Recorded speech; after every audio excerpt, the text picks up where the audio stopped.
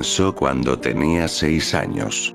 Estaba en la escuela a media lección de español y necesitaba orinar bastante. A mi edad, de hecho, un buen puñado de niños aún se orinaban encima, y siempre me sentía paranoico con respecto a avergonzarme a mí mismo en público de esa manera. Levanté mi mano y dije que necesitaba usar el baño. Tras el rutinario discurso sobre cómo debía haber ido a la hora de recreo, el profesor me dio las llaves al baño de acceso restringido, dado que era el más cercano al salón.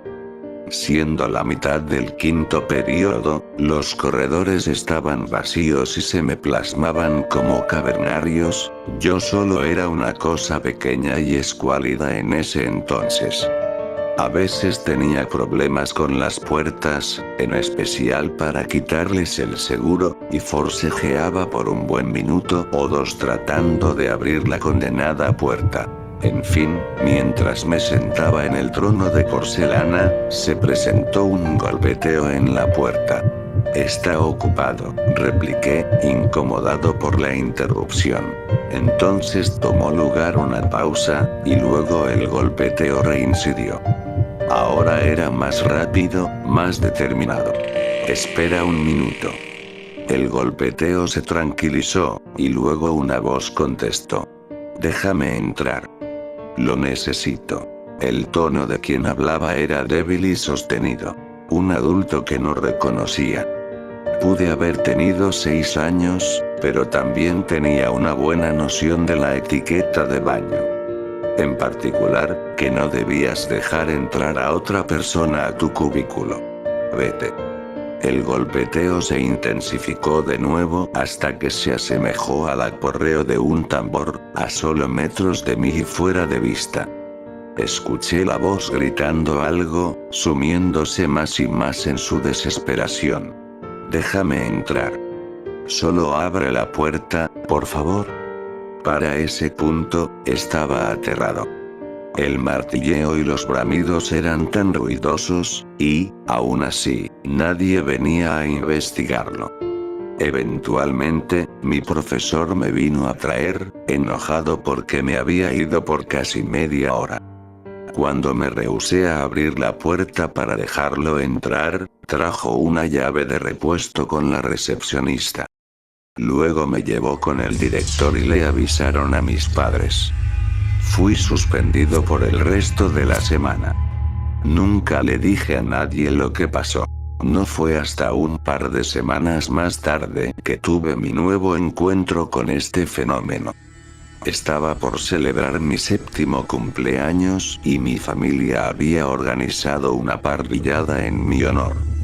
Era un día gloriosamente soleado, pero cuando habíamos arreglado todo en la parcela detrás de nuestra casa, el carbón no se pudo encender. Mi papá me pidió que fuera a traer una pastilla de encendido del cobertizo en el jardín frontal. Estaba bastante estrecho adentro y no entraba del todo, así que solo lo abrí, me puse de puntillas para alcanzar el estante con el objeto, y luego salí, cerrando la puerta. Cuando me giré, un golpeteo apresurado tocó la puerta desde el otro lado. «Abre. Necesito entrar». Esta voz no era la misma que había escuchado hace un mes. Era más grave, más violenta y amenazadora. No dije nada y me alejé. No tenía idea de lo que estaba pasando, pero me aterró. En tanto me iba, resonó un último aporreo, como un puñetazo contra la madera, y escuché la voz de nuevo. «Pequeño bastardo. Te voy a quebrar la puta boca. Déjame pasar». Corrí de vuelta a la fiesta y pasé el resto del día viendo por encima de mi hombro. Como deben haber adivinado para este punto, había muchas de esas voces. En total, conté al menos 30. Solía encontrármelas alrededor de cada mes, rogando que las dejase pasar por las puertas. Casi siempre, ocurría inmediatamente después de que cerrase una puerta detrás de mí, como si esas entidades extrañas me hubiesen estado siguiendo. Nunca le dije a nadie, pero, para ser honesto, me llegué a acostumbrar en cierta medida. Aún me sobresaltaba, y algunas de las voces me hacían sentir incómodo, pero sabía que estaba seguro siempre y cuando no abriera la puerta. Me acostumbré tanto de ciertas presencias que incluso les di apodos. Había una que solía aparecer en la entrada de mi casa. La puerta era de vidrio granulado y podía ver la silueta de un hombre de estatura media usando una gorra de algún tipo. Nunca hablaba, pero metía sobres de manera ocasional por la rendija del correo. Solo contenían pedazos de papel en blanco. Lo llamaba el cartero. Era uno de los más inquietantes. Si trataba de hablar con él, miraba hacia arriba abruptamente y empezaba a golpetear la puerta. Por lo general, no me metía con el cartero. 20 años más tarde, y lo había llevado con tanta normalidad como me había sido posible. Muchos amigos y hasta una relación intermitente con una muchacha que conocí el año pasado.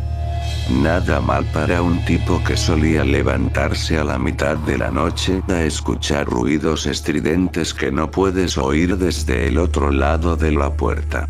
Hace 3 semanas, desperté sudando y llorando, pero no sabía por qué. Mi sueño había sido, por lo que recordaba, bastante normal, con la excepción de la sombra gigante que de pronto eclipsó todo. En el momento exacto que mis ojos se abrieron, escuché el toqueteo en la puerta. Sin embargo, no uno normal. Este era primitivamente enardecido. ¿Quién anda ahí? Por favor, ayúdanos, contestó. Estaba sorprendido. Era la voz sadista e irritada que recordaba del cobertizo de mi padre en mi 7º cumpleaños, pero se sentía genuina, sincera. También acarreaba un tono adolorido, como si la persona que hablaba hubiese sido herida gravemente. Me llegué a quitar las sábanas para levantarme, pero dudé.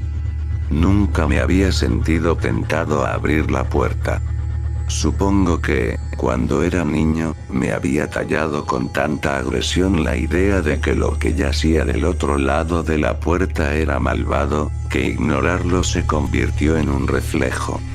Para ser honesto, estuve a punto de dejar entrar a esa cosa en mi habitación. Me contuve, al final. Empeoró. Solo 2 días después, estaba en la tienda de mi esquina. Venía de pagar por una botella de leche y el periódico, cuando una fuerza tremenda azotó la puerta de entrada de la tienda. Simultáneamente, una voz comenzó a gritar. Un chillido duradero y estridente. Me volteé para ver la puerta, pero habían tantos volantes pegados sobre el vidrio, que solo pude distinguir la figura de una mujer en el otro lado, arrojando sus palmas contra las ventanas. El cajero se me quedó viendo como si estuviera loco.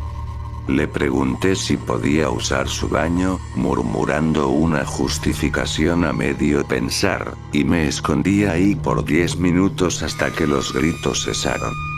Hubo 4 incidentes más entre ese momento y ahora. Una mezcla de gritos y ruegos. El cartero llegó también. Tocó cortésmente antes de deslizar su carta usual por la rendija del correo. Luego otra. Luego otra. Un total de 10 sobres limpios. El cartero esperó unos minutos, tocando ocasionalmente, y luego partió. Cada sobre contenía una hoja de papel, pero alguien las había rayado con un lápiz tinta negro, garabateando y sombreando con tanta desesperación que se podían ver las manchas de lágrimas difuminando distintos espacios. Las regresé a los sobres y traté de sacarlo de mi mente. Hace poco, la puerta de mi habitación tembló con violencia. No fue, sin embargo, un grito, un aullido o un rugido lo que escuché. Solo fue llanto. Docenas y docenas de voces sollozando en silencio. Otro golpe aterrizó en mi puerta. El yeso en las paredes se agitó y cayó agónicamente sobre la alfombra. Aún así, ninguna súplica o trueque. Solo sollozos. Salté desde mi silla. Una grieta fina partió un costado del marco de la puerta. Mi teléfono comenzó a sonar y escuché un rasgado agudo en el vidrio de mi ventana detrás de las cortinas.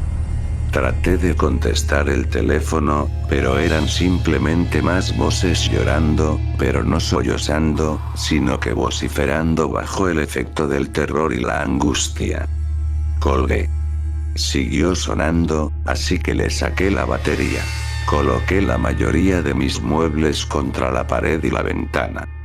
3 horas después de este último intento por ingresar, el golpeteo aún no había sido abatido, ni los lamentos. Mi barricada mediocre podría ser hecha a un lado en cuestión de segundos. ¿Qué es lo que quieren esta vez? ¿Me quieren herir? Se ven temerarios, casi más malignos que veces anteriores. ¿Qué habrá provocado esto? Quizá deba abrir la puerta. Quizá deba dejarlos entrar. El silencio lo ahogó todo. Me di cuenta de que incluso el llanto había cesado. Por un minuto completo, me quedé ahí sentado. Luego me paré, me apresuré hacia la puerta, ansioso por escapar de esa situación claustrofóbica. Quizá debería ir afuera, donde podría distanciarme de las puertas y del maldito golpeteo. Removí la barricada y le di vuelta a la perilla. Cerrada. Arrodillándome, di un vistazo por la rendija. Frente a la puerta de mi habitación no se encontraba el corredor que solía recordar, sino otro cuarto. Alguna especie de biblioteca o salón de clases. Se veía desocupada a excepción de un niño sentado y leyendo, dándome la espalda. Llamé a la puerta. Oye. ¿Tú puedes abrir? Me vio por encima del hombro. Reiteré. Sí, ven. ¿Puedes abrir la puerta por mí? No puedo, estoy en detención. No se supone que hable con nadie. Se dio la vuelta. Confundido y exasperado, me levanté. Un estallido sonoro fracturó el silencio una vez más. Se escuchó como un puño siendo estampado contra el cristal. Mi ventana. Lo escuché de nuevo, pero esto no era el toqueteo frenético de alguien queriendo entrar. Tampoco se percibía como un intento por irrumpir en mi alcoba. Sea lo que sea que estuviera más allá de la cortina y del vidrio, sabía que yo estaba aquí. Sabía que le temía. En la forma más predatoria y sádica posible, quería que tuviera miedo.